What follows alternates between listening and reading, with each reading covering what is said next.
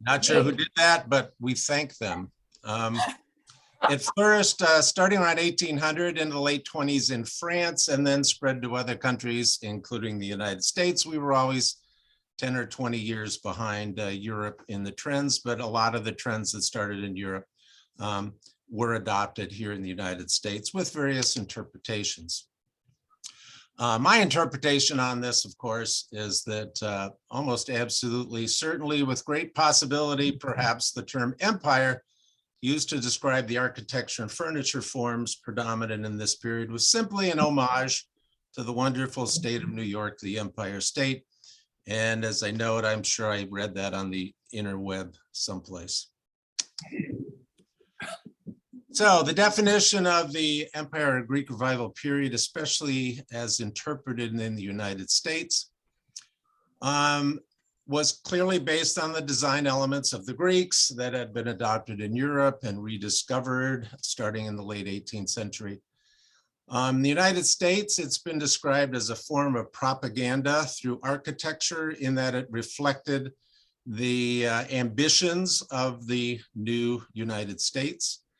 In America, it was deemed a style of the people, not to be ostentatious, but sober and evenly balanced. The style was considered to have liberated and enlightened architecture, free from ecclesiastical and aristocratic associations. You can tell I didn't write that.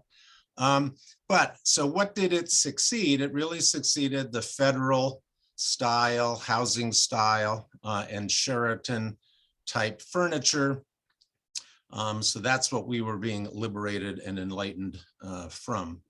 The style was looked on as an expression of local nationalism and civic virtue and freedom from the lax detail and frivolity found in Europe. Again, thank you, Wikipedia. Thomas Jefferson was really instrumental in introducing this style of architecture to the United States. In 1803, he appointed a gentleman named Benjamin Henry Latrobe as the surveyor of public buildings in the United States. So Latrobe was responsible for approving the design of the national federal buildings in Washington and throughout the country. Latrobe's approach was to become typical of the American attitude to Greek style detailing. And it wasn't involving to rigidly impose all the Greek forms, but really to adopt them. He stated, "Our religion requires a church wholly different from the temple," in other words, the European styles.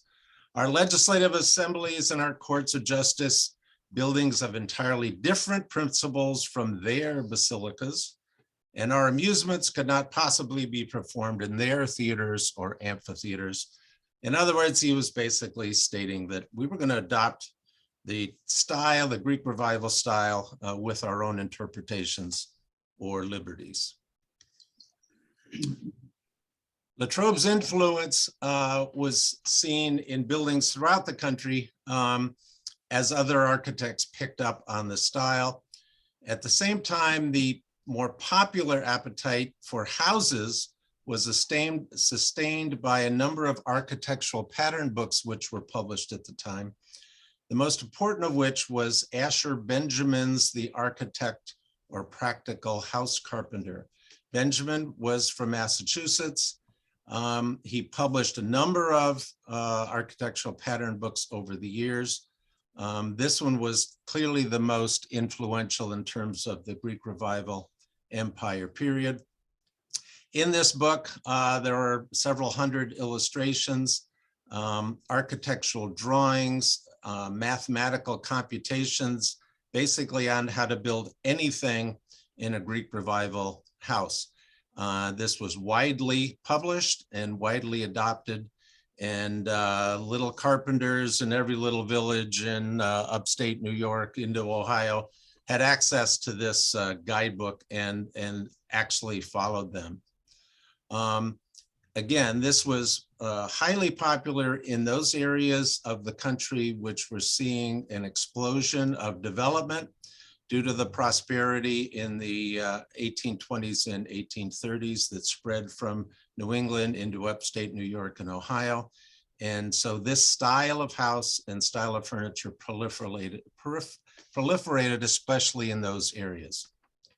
And again, this style was prevalent between 1820 and 1845 in the United States.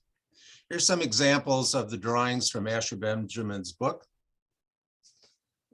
On the upper left, we have the Grecian, Doric, Ionic, and Corinthian styles. Again, in high detail, accompanied with pattern drawings giving dimensions and so on that even local carpenters could follow. Of course, the Empire furniture period was reflected in clocks from Connecticut. Everything from the, as on the left, the ubiquitous half column and flat clocks that, as you'll recall, replaced the beautiful, wonderful Sheraton form of the pillar and scrolls. So we scratch our heads today and say, why did they think those were great? Well, it was all part of the movement away from the Federal Sheraton period and into the Greek Revival Empire style elements.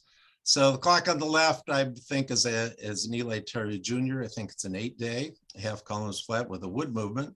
The clock in the middle is just a wonderful example of a Connecticut, actually a Massachusetts clock, showing the elements of the Greek Revival Empire style. This is a Rodney Brace from Northeast Bridgewater, incorporating, as you can see, the Ionic capitals and the columns and the cornice, etc.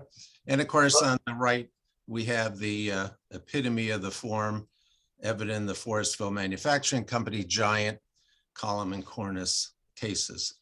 Russ, can you hear me? Yes. Can you hear me? Are you intending to change the slides, or do you want just this once to stay on the screen? So the slides aren't changing at your end? No. Yeah. Still the title page. Oh, for heaven's sake. Well, then something screwed up. And yeah, clearly you just don't want to watch one slide. On use your mouse and click on the icons to be on the left-hand side. See if that brings them up. Did that move that time? No. You're in Everything's moving on my page, of course. you next. You need to hit the share screen. It's on. The share screen is on. There you go. There you go. That's good. How's that? Yeah. Okay. I apologize.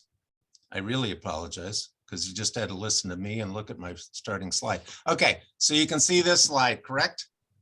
Yeah. Okay, so we covered that.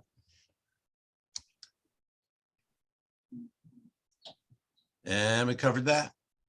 And we covered that. All right, here's the slide on Benjamin Latrobe. This is the typical Greek Temple B as it was originally built, and this was the style that the Europeans were adopting, and then the Americans were adopting with their own interpretation.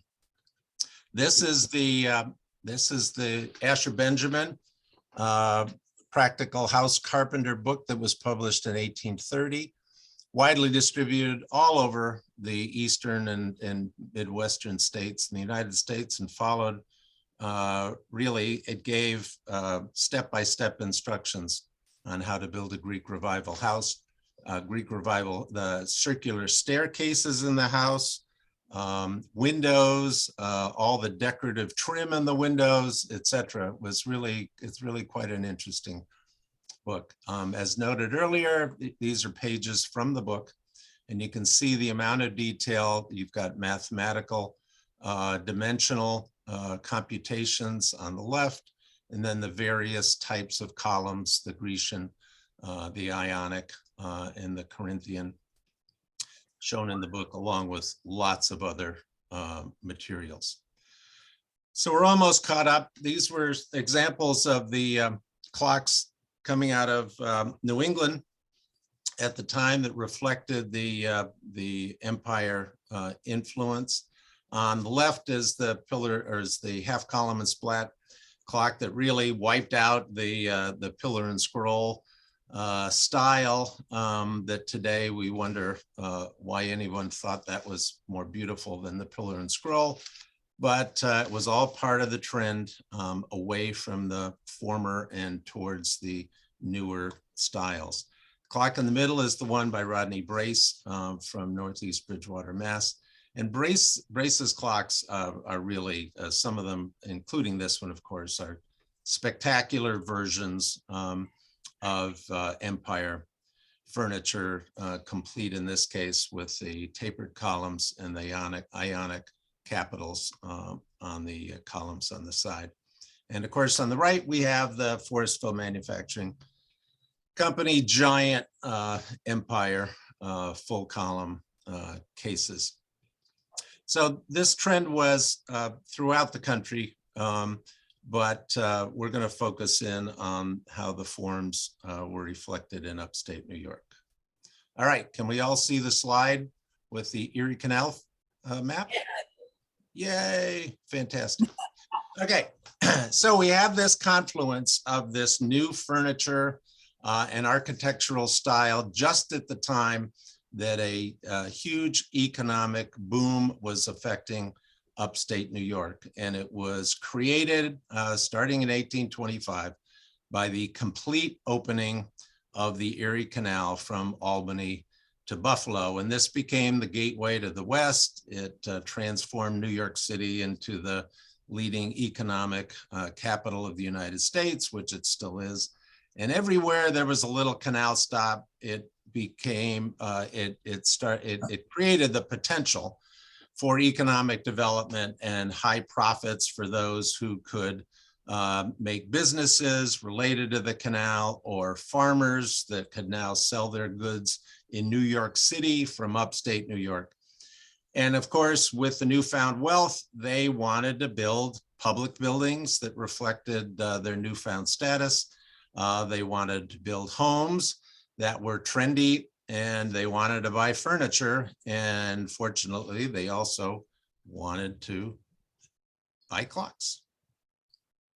So the elements of the Empire Greek Revival period, we have columns, we have pilasters, we have cornices, we have pediments and capitals. And here's a simple drawing showing the pediments and the columns. And the some of the various styles of the columns found on houses, the plain or Doric, the quite common Ionic, the box style, and we're missing the Corinthian here. But these were all then incorporated into houses. Good night.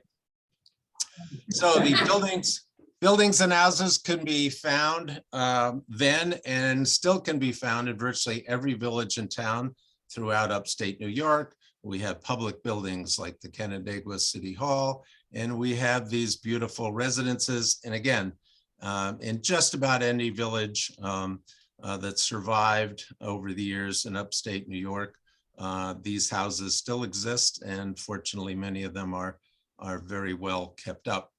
Here's a cobblestone example with the Ionic columns, the box columns on this beautiful portico on this house, the flatter roof with the eyebrow windows and the Ionic columns here, et cetera, et cetera, et cetera. Again, in just about every village and town, especially those that were affected by the prosperity from the Erie Canal, these houses appeared. And of course, in every house, they were filled with Empire period furniture. And if you haven't seen or are not familiar with this furniture, this is the furniture that none of your kids would ever want in their house, unfortunately.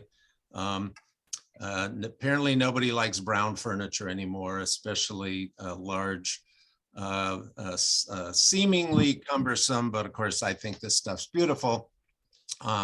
But this type of furniture has lost a lot of its value recently because furniture trends have changed, and hopefully they'll change back at some point. but we have sideboards, we have chest of drawers, we have the typical layouts of furniture, the characteristics of which in this period were very tall ceilings, typically 9.5 feet to 12 feet, large mantelpieces. Above them were paintings or in many cases clocks. And again, this was really to convince themselves and tell all their friends and everyone else that they were prosperous and had the latest styles. Here's some more examples: big sideboard, the type of furniture, the beds, the sofas, the writing tablets, tables, etc. So with the completion of the Erie Canal in 1825, new settlers from the eastern states, Connecticut, Massachusetts, with clock and case making experience arrived in upstate New York. Many attempted. They were almost uniformly unsuccessful in their attempts, but they attempted to make a living making clocks. This period was short-lived, generally 1820 to 1840. But a number of makers produced notable empire-style clocks in the period, featuring all of the classical design elements. And thank you, Lee Davis, for letting me steal this from your book supplement. But it shows the various elements of an empire period clock case, the cornice, the flat top, with or without the cyma or OG curved molding, the columns full or half, the capitals, again, they could be plain, they could be turned, they could be ionic, they could be Corinthian. The bottom sections, sometimes flat, sometimes with the cyma or OG curving as well.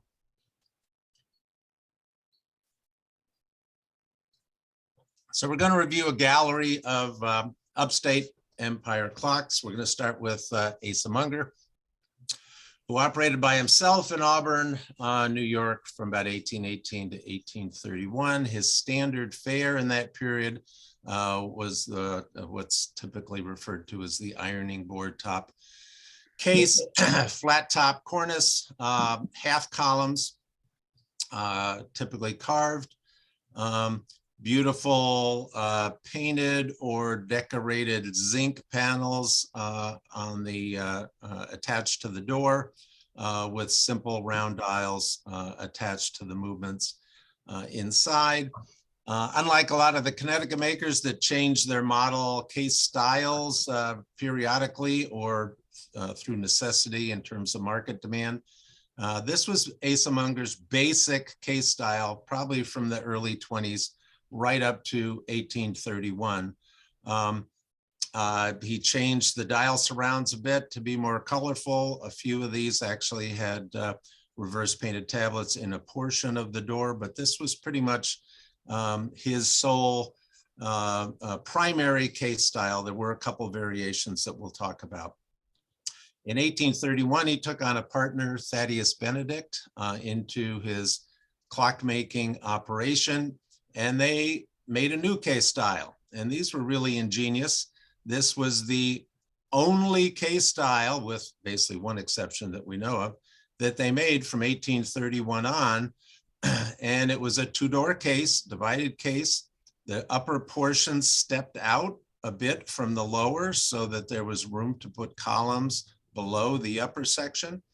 But these were really ingenious cases because all of the different elements of the case, from this column area to the upper column, to the capitals, to the splat, to the dial surround, to the lower door, could be changed. And by changing them, the clocks would look different. Instead of a carved column, you could have a turned column or a flat tapered column. Same thing up here. You could have a flat panel with reverse painted glass, which these are really neat, or you could have a flat tapered column, or you could have no column and just have veneer. On the splat, you could have a glass reverse painted splat, or a fruit basket, or an eagle, or whatever. A really ingenious case style, starting in 1831 with Munger and Benedict.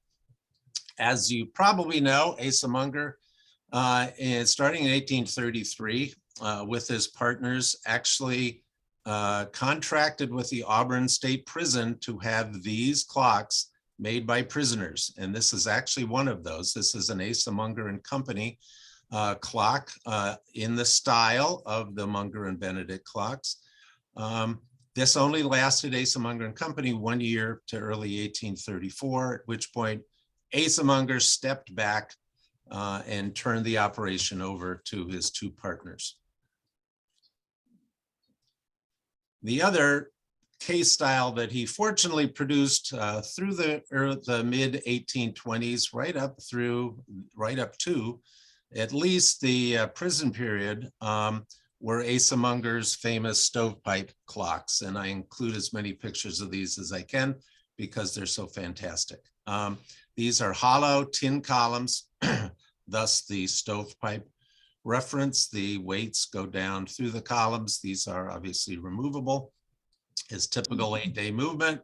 Most of these have either mirrors or open doors. The later ones, and this is a very late stovepipe, actually has the reverse painted lithograph tablets. That sold at American Clocks last year. I bought, I think, the one on the left.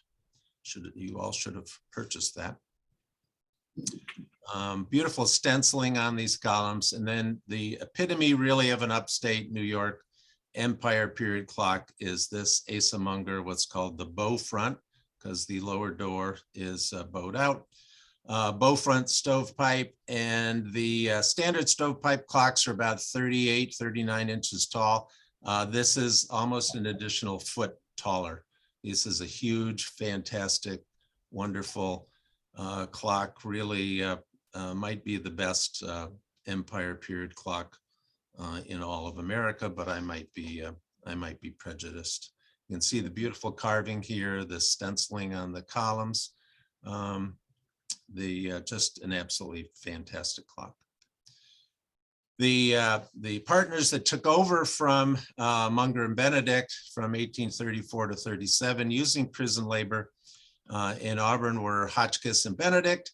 Here are several examples. Notice they get a little simpler in terms of the case embellishments, but you can see the same basic idea by changing the elements, changing the splats, changing the lower column look, changing the door, whether it's a reverse painting or a mirror. You can make the clocks look somewhat different. They actually went out of business in late 1836, early 1837. The next purveyor of Empire period clocks in upstate New York was Abner Jones. He worked in East and West Bloomfield, New York, 1837 to 1841. I mean, these are just fantastic examples of the Empire form. These are both early versions. This is actually a timepiece only. And notice with Abner Jones, at least his earlier clocks and a few late clocks, you not only got an 8-day clock in a beautiful Empire case, but you got an Empire chest of drawers at the bottom with drawers you could use and a looking glass. So you got all the major elements a buyer might want. A couple interesting features on his clocks. You'll notice on both of these, the hands on the dials only extend out to the inner chapter ring. That's because the outer chapter ring, these dials are attached to the door. So when the door opens, this entire outer chapter ring opens with the door. And if the hands are any longer, the hands would get clipped by that. So this is an adaptation that's pretty unique to Abner Jones in Bloomfield, New York. A couple other examples of Abner Jones. This is another early one with only one drawer in the bottom, and the columns here are not painted or stenciled. This is a later Abner Jones. Actually, most of the surviving Abner Jones clocks that we've been able to find do not have drawers in the bottom, but are just standard cases with the Empire elements, the cornice tops, and the carved or turned columns. Same dials on all of these clocks that open with the door. And a few later Abner clocks, actually by number, this is the most common case style seen in an Abner Jones case, which is interesting. And this is the only case style that we know of that he made that actually had carved splats in place of the cornice tops. This one never did have an inner dial, so you can see the brass movement. But again, the dial is attached to the door. And this is a very late Abner Jones where he dropped the zinc dial attached to the door. And this actually just has a reverse painted spandrels on the door and a standard round dial, which is very unusual and very late in his production period. He went bankrupt in 1841. Jared Arnold was an interesting small volume case maker who made triple-decker clocks in a little teeny hamlet in upstate New York. But the triple-decker case, of course, invented by Elias Ingram in Connecticut around 1830, very common in the Ives, Virgin Ives clockmaking period, very popular, found quite commonly today, but these were clocks that were actually made in a little hamlet in upstate New York, South Syracuse, and he actually made his own brass strap movements as well. Of course, this is the period in the by the mid 1830s where these lithograph tablets were available, reverse painted lithograph tablets to add embellishments to these clocks, and highly detailed and beautiful that wouldn't have been available to upstate makers prior to that. Philip Smith was one of the more prolific makers and made some really beautiful empire style clocks from the full empire, full column and cornice with the cyma curve molding at the top cases to other really interesting ones. This is a full OG framed, what we call a suitcase clock, in that the entire front opens as a door. And Philip Smith was actually one of the first makers to incorporate OG molding into his cases, along with a few makers in Connecticut, but he was pretty early, probably about 1833 or so. And of course, on top of his basic OG case, he has this box and then this wonderful cyma curved cornice top, which makes it look a little ungainly, but nonetheless interesting. And then a few others, these are his standard form cornice and column cases that you might find today. And Smith did make his own brass movements. For some reason, he made 4 or 5 different versions. We're not sure why, but it's interesting to find not only the cases, but also the cases with the various movements. Probably the most prolific of the upstate makers was Marshall and Adams, and then E.W. Adams, the partner, bought out Marshall in 1836. But full empire, as you can see on the left, and variations, beautiful Corinthian columns on this clock. You may recall that one of the characteristics of the Marshall and Adams clocks are these reverse painted lower tablets of curtains and columns, through which you can see lithograph prints. And it looks as though when they went to sell the clocks to the individual owners, they could take their pick of the prints that would be pasted inside the door. So basically it invites you to look through this entablature into the opening to see another picture. So that was an added feature of these clocks. And the Marshall and Adams clocks especially made use of the reverse painted lithograph tablets on many, many of their clocks. Here are a couple more. Marshall and Adams, actually these are E.W. Adams after he took over. This is a Woodworks version. They got their wooden works from Jerome and Darrow in Connecticut and C&N Jerome, but made their own brass movements. These Napoleon reverse painted lithograph prints from D.W. Kellogg in Connecticut were very popular and very often used on the Marshall and Adams clocks. This one, called The Soldier's Adieu, was again a Kellogg print found on a number of the Marshall and Adams clocks. I threw John Wheeler in. He's a very obscure maker in Nassau, New York, east of Albany, operated for only about 5 years. And if you want to talk about being late to the party, John Wheeler unfortunately was. He made his own cases, and remarkably enough, he made his own wood movements and his own brass movements at a time when the wooden movement era was ending and the handmade brass movement era was ending. So he met his inevitable failure and bankruptcy by 1842, but he made a number. These are extremely scarce, but absolutely beautiful Empire period clocks. This is on the left, a short case with a wooden movement with a cute little scroll top. He loved mahogany and he loved maple, and his cases all incorporate bird's eye or tiger maple columns and veneer and mahogany veneer in various formats. On the right-hand side, another wooden works, a large tall case, double door clock, beautiful inlaid on the door frames, tiger maple capitals, tiger maple columns, cornice top, and a few more. A beautiful triple decker with the tiger maple columns on the left with one of his brass movements, and another brass movement clock, slightly shorter, so the middle columns are a little bit shorter, but just a wonderful maker. Again, quite obscure, and I wish we had more examples of his clocks. But there were country makers out there, a very small volume, short-lived.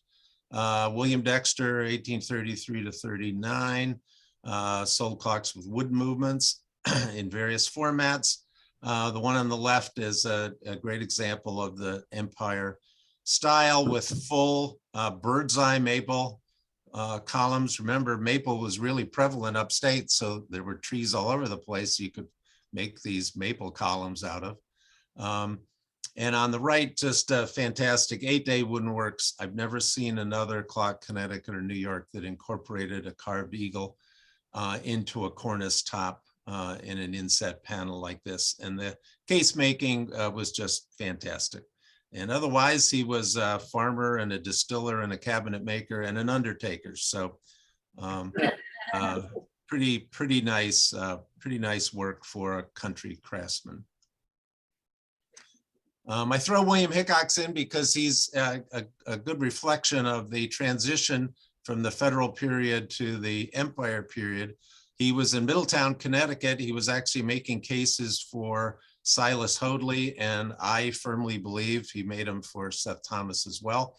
But this is an example of a William Hickox case that he made in upstate New York, incorporating the base of a pillar and scroll with a half column and splat case. He absolutely made these cases for Silas Hoadley too. This exact case shows up with Silas Hoadley labels in Connecticut. And he continued making these in upstate New York, but also made what could only be called a huge Empire case clock.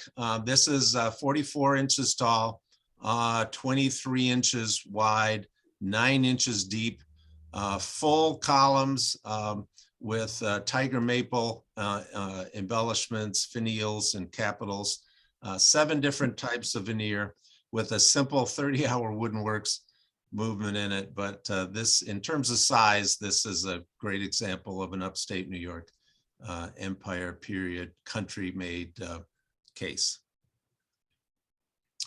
So what happened to this period? We can blame Andrew Jackson. Andrew Jackson didn't like the Bank of the United States. When the charter for the Second Bank of the United States, the equivalent of today's Federal Reserve, came up in 1835, he fought against renewing the charter of the bank. In 1836, that charter renewal came up and wasn't renewed, and that threw the banking industry throughout the United States into total upheaval. Suddenly, there was no regulation of what a dollar was valued in New York City, to Buffalo, to Philadelphia, to anywhere else. A lot of the local banks' shares plummeted. The confidence in the banking system collapsed. People could not collect money from people who owed them money. They couldn't pay off their creditors they owed money to. Over 60% of the private businesses in the United States went bankrupt in the ensuing years because people couldn't pay for commodities. A barter was often required. Any small business basically was in jeopardy.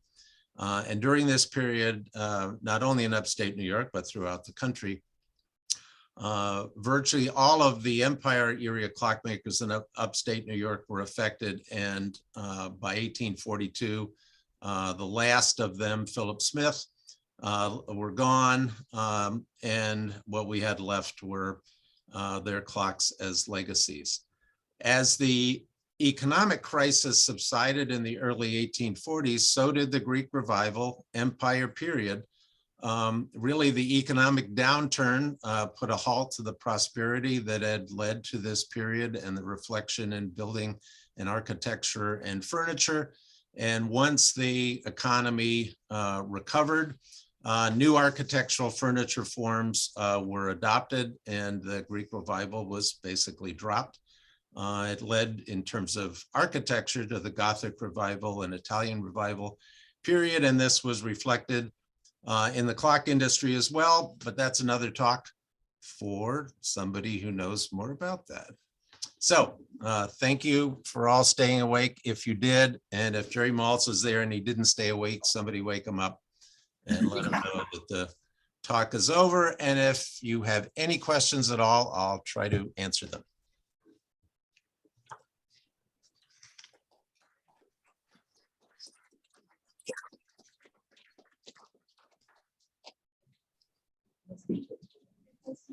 I got a question. Sure. Okay. Russ, aside from the Greek Revival, there are a lot of towns in upstate New York whose names are derived from the Greek Revival period. Can you just illustrate a couple of them? We have, let's see, right around us, we have Fabius, we have Homer, we have, oh shoot, I should have prepared better.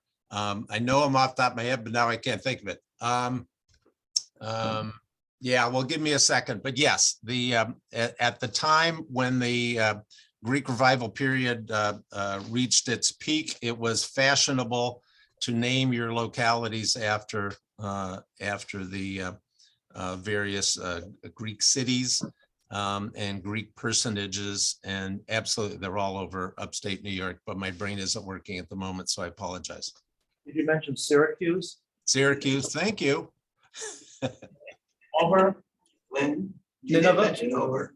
Yep, I did mention Homer because I live in Homer. I ought to remember that one. About how much would these clocks have cost? Like, was the average homeowner been able to afford them? That's a great question. We've looked at that a lot. I've only found written evidence of the cost of clocks for E.W. Adams clocks. We found there's a journal that actually came out of the microfilm in the National Library years ago that Ward Francelon dug up. So at that point, which was 1836, when things were still prosperous, the Woodenworks, simple Woodenworks clocks were being sold by Marshall and Adams from $7 to $12. The cheapest brass movement clocks were being sold for $15 to $20, and the big full Empire cases were being sold from between $25 and $40. What does that translate today? It depends on what source you use, but if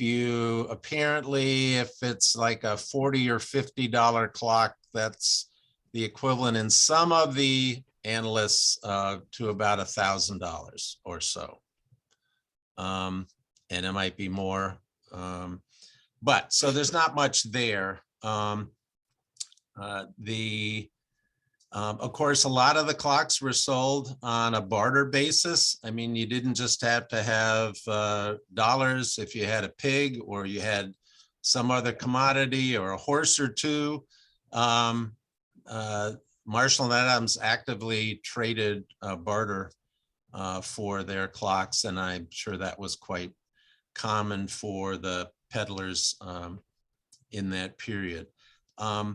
The proliferation of the clocks in the wooden works period, of course, was because they could be made cheaply enough that the majority of households, even out in the boonies, could afford them. And again, in the late 30s, with the design and invention of the cheap 30-hour brass movements by Noble Jerome, same thing held. And it was said at the time they could be sold as cheaply as a wooden works clock. So I guess a clock $7 to $10 at the time could be afforded by most households, at least on credit. The Greek Revival and Empire styles obviously affected architecture, furniture, and clocks. The Gothic Revival style came in the 30s and 40s. Was that ever reflected in clocks? Yeah, a ripple front beehive. I would consider that a reflection of the Gothic Revival period. Steeple clocks. Yeah, I think, again, I'm not an expert on the topic, or as you can tell, on any topic. But anyway, I absolutely, I think it was imperative for clock producers to follow furniture trends in order to sell and market their clocks. So yeah, I would give those examples, and I think those would apply.